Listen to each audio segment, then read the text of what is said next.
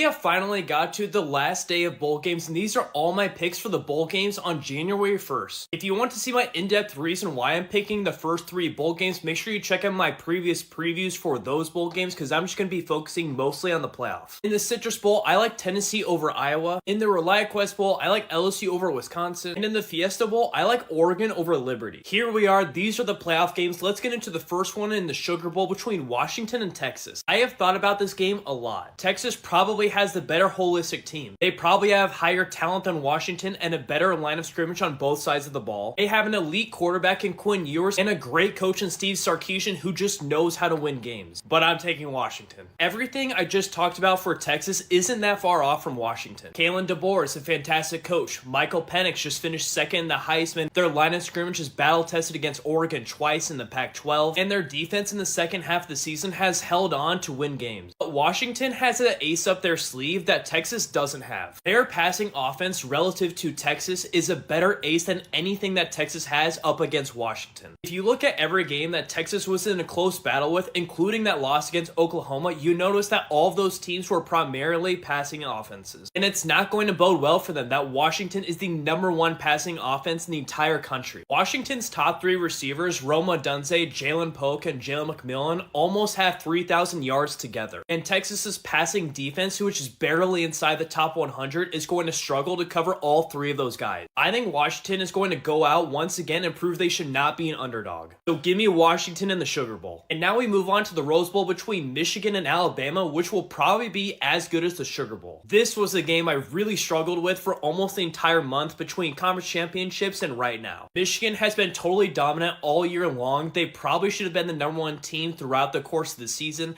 and they're the deepest team that I've ever seen in person. Even through all the sign-stealing allegations, Michigan didn't seem to be fazed by it at all. Going out there and beating Penn State and Ohio State with an interim coach, it just shows you how well built Michigan is. The Tide, on the other hand, have been like a snowball this year. At first, Alabama wasn't all that great, but once they got rolling, they were really rolling. We know what we are going to see from Michigan, a complete holistic offense and defense that is going to have a solid game. And we've seen 2 versions of Alabama this year. The early version that struggled a bit at times and didn't have an identity, and then the version of Alabama from about mid-October on who looked like a complete Alabama Nick Saban team. What Nick Saban was able to do to get this Alabama team to go from that struggling game against USF in the 3rd week of the season to the Georgia game has been nothing short of remarkable. I think you give Nick Saban and this Alabama team a whole month to prepare for Michigan. I don't think they're going to lose this game. I'm picking the Tide to roll in the Rose Bowl. I think they're going to go on and beat Michigan in a super close matchup, which is going to rival the playoff of last year. So in my playoff picks, I am officially picking Alabama against Michigan and Washington against Texas. If you stay till the end though, make sure to drop who you're picking in the playoff because I'm super curious to see who you guys are going to take.